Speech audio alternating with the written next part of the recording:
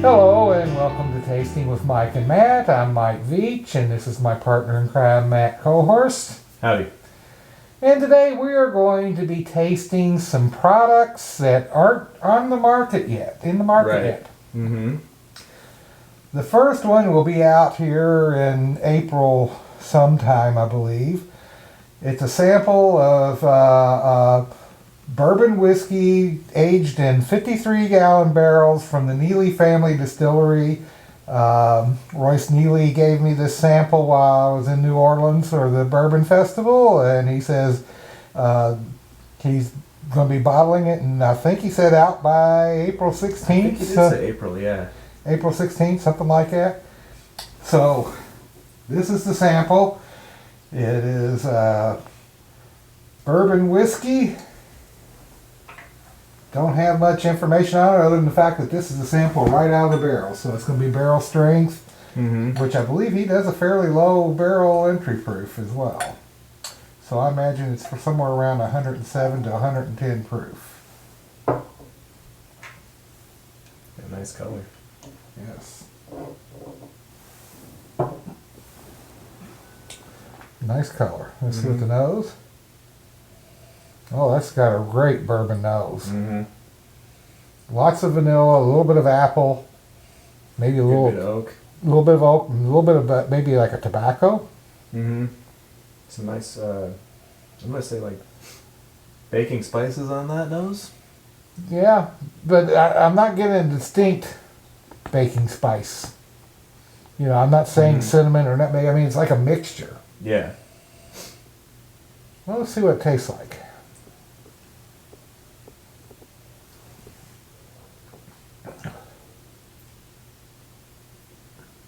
It's really good. Yeah, definitely get that apple. Get that apple. And the spice definitely becomes a cinnamon. Mm-hmm. It's nice and creamy too. Like I get a great mouthfeel with it. Yeah, apple, cinnamon, a little vanilla, a little caramel. Mm-hmm. And on the finish, that fruit even lingers into the finish, adding a sweetness to that dry wood. Mm-hmm. What kind of fruit is that? On the finish? I think it's apple. Yeah, it gets a little spicy, you know, like. Yeah, and the spice is lingering too. A little bit of that cinnamon. Yeah, I like that. Maybe even just maybe a hint of ginger. Mm-hmm. Yeah. Yeah. The cran? Let's try it for cranberry and see what it does.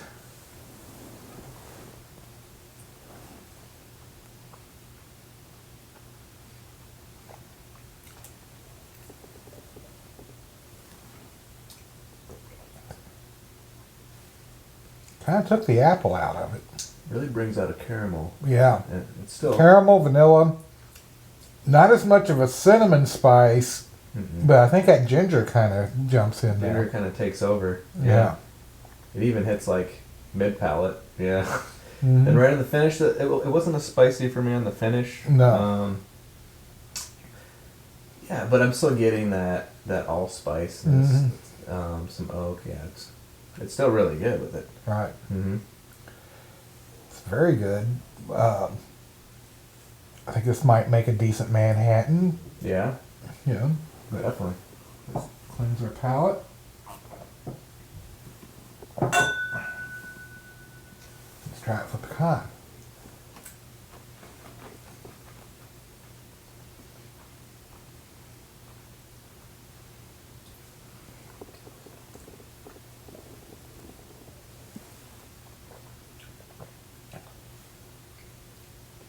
That's interesting.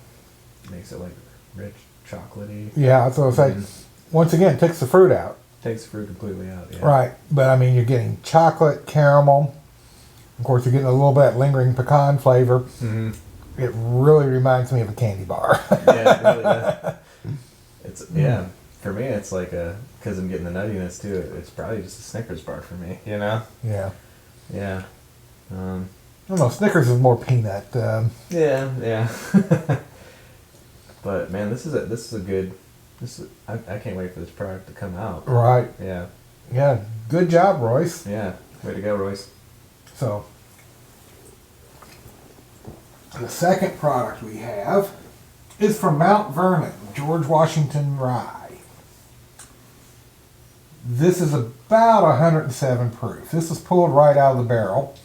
53-gallon barrel. This is going to be a release of a, up to now, a lot of their barrels have been 25-gallon barrels. A lot of their product has been.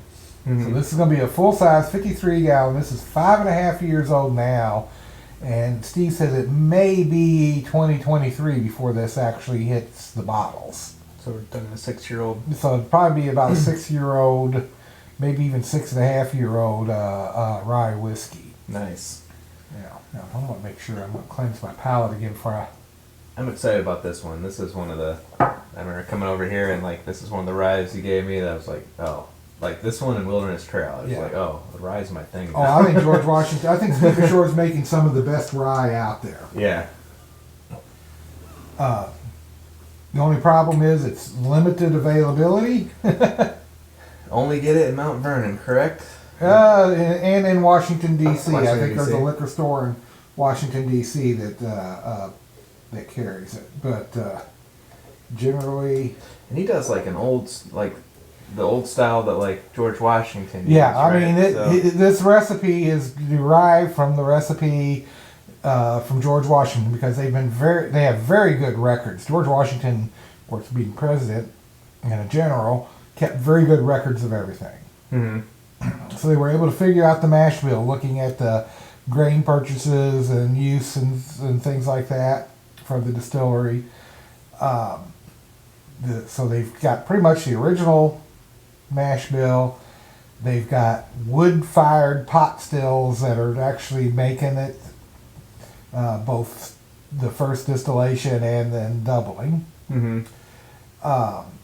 They grind the grains at the mill next door. So, I mean, this is about as close as to an 18th century whiskey that you'll ever get. That's awesome. Yeah. So, let's nose it. I mean, that is fruity. That's very fruity.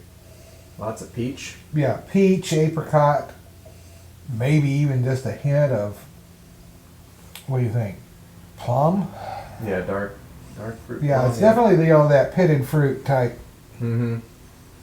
And you get a little bit of that spiciness, that cinnamon nutmeg. Mm-hmm. Lots of vanilla, a little bit of oak. Yeah, as it opens up, man, it's really... Yeah. The complexity really is coming through, yeah. Yeah, a little vanilla. Yeah. So let's take a sip.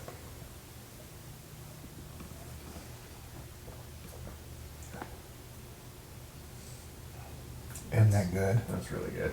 That's really good. Caramel, peaches, cinnamon, nutmeg.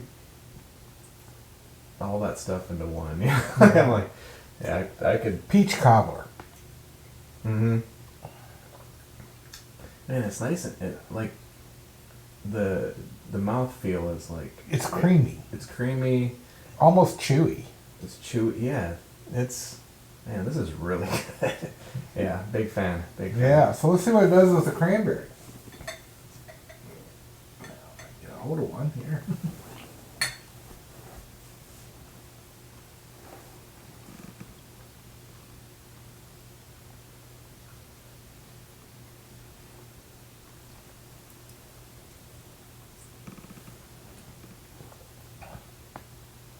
Oh wow, to me that brought out chocolate.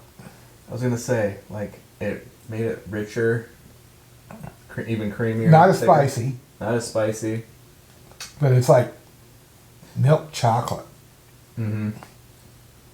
With a little bit of a hint of fruit, but not a lot. Not a lot. It straight up turned it into remember Rolos? Yeah. It kind of reminds me of a Rolo. Yeah. Which there's nothing wrong with that. Nothing wrong with In that. fact, now I want one. And let's try the pecan.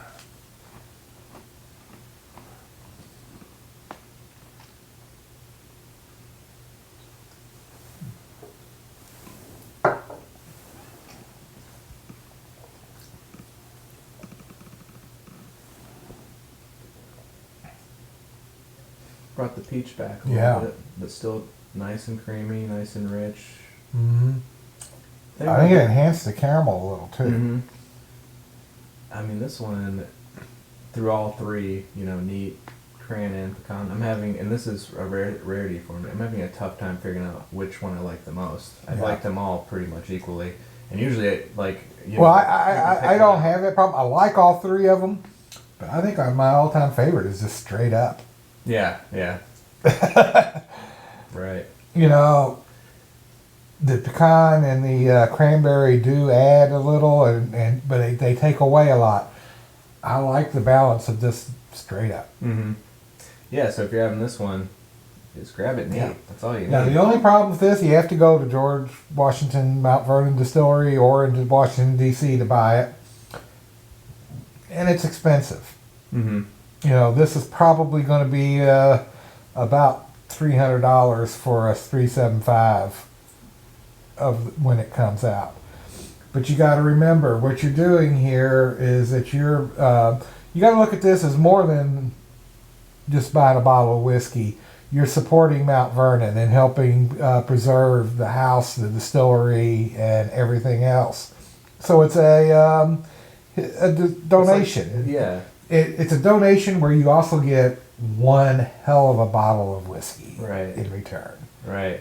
Can't beat that. That's right. That's my kind of donation. And I'd rather pay $300 for a 375 of this stuff than I would $500 for a bottle of Weller that people are paying for. Right, yeah. A secondary market on Weller's. Right. Yeah. Mm-hmm. So, Steve Bashore and Royce Neeley, great job with both your products. Cheers.